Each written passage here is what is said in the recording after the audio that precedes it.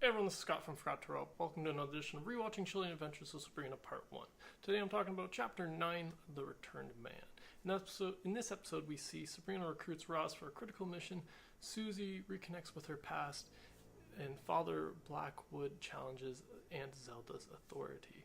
So yeah, in this episode, we deal with the consequences of last episode, which was Sabrina having resurrected Tommy, that being Harvey's brother, and she having to deal with the consequences of the fact that she forgot to bring his soul back with it, which, you know, if she had read the fine print of the book of the dead, she might have realized, or if she had just listened to anybody, you know, who she had asked about it before, all of which told her she should not do this.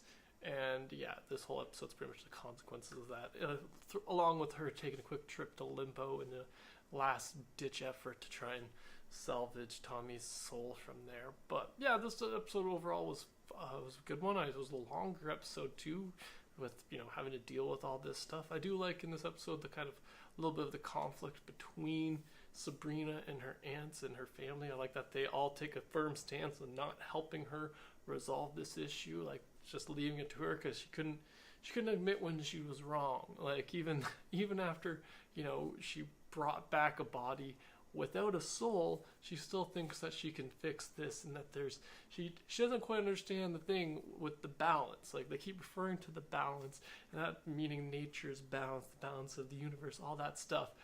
And Sabrina's disrupted it by taking a soul that was already passed on. So it's just it's really just interesting to see their conflict, like her being like so kind of thick-headed and stubborn because she's like, I just want to be able to help. And it's like, well, yeah, everybody wants to be able to help. You're just the one who wants to, you know, be able to change life and death, Sabrina. Come on.